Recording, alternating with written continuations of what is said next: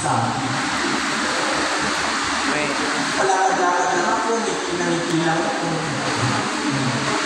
And I failed my English subjects. Yeah, but I turned out, after graduation, I turned out to be the trainer of my classmates who graduated cum laude. Bakit? I learned through actual experience. Kaya dapat ang mga bata ninyo, tuturuan kung paano matuto. Tuturuan niyo sila kung paano matuto. Hindi niyo sila tuturuan kung ano yung dapat nilang matutunan.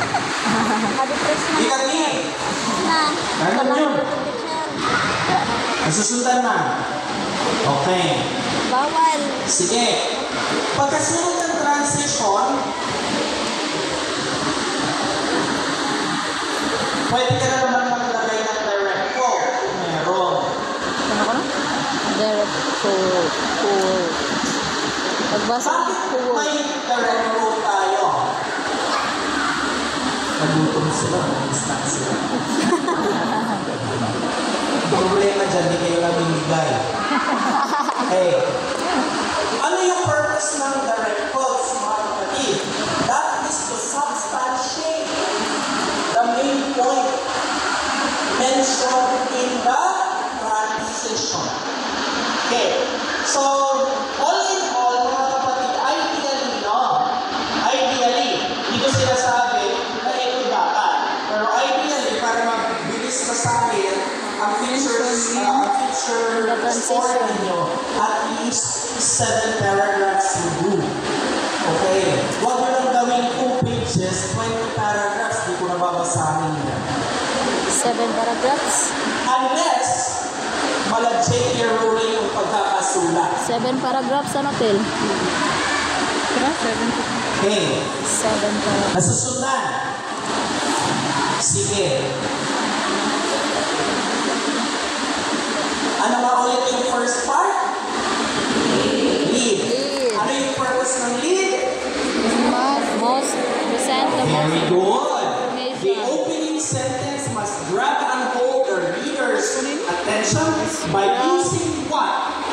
Specific, interest-arousing words.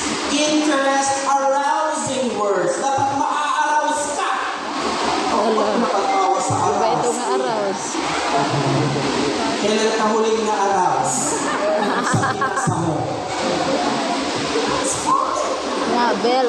Kayong na-arouse sa binasa nyo? Suso. Ako Arouse sa pag nabel. nagbasa kahit science na book, na-arouse ako. Oo, ang discussion, chemistry, balance equation, tumitigasan ako.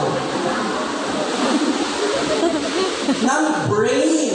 Oh my God. Brain. Pagka-treatment, sumpay pa. Kasi na-arouse ako. Most of the time, I achieve intellectual orgasm. Dapat ganun. Pag nagbasa kayo ng picture na napapakinig, dapat na-arouse ako. Kasi mukhang hindi nakaka-relate si Ma'am sa arousal. Virgin.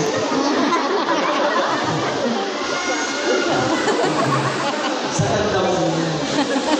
Okay. Nasusundan ako mga ate, mga kuya. Okay. Sir. So, yung tipo, okay anak, kumuha ka ng bato doon sa labas. Kwentuhan mo about that bato. Make that bato interesting. At a challenge. Ganyan kayo dapat magturo kung paano sila mag-isip. Okay? You challenge your kids. Sige nga, kuha ka na ng isang bagay na hindi ako interested. Make it interesting for me. You can do that. Huwag kayong mag-focus lang sa grammar. Bakit nga yung nakapokus kayo pag nagtuturo kayo ng pagsusulat sa grammar. Mali-mali din naman ang grammar.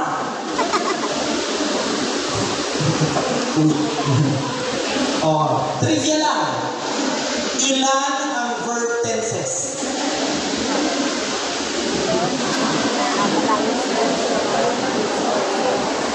Kuya, mukhang seryoso ka dyan sa electric fan. Kinakausap papunta yung electric fan.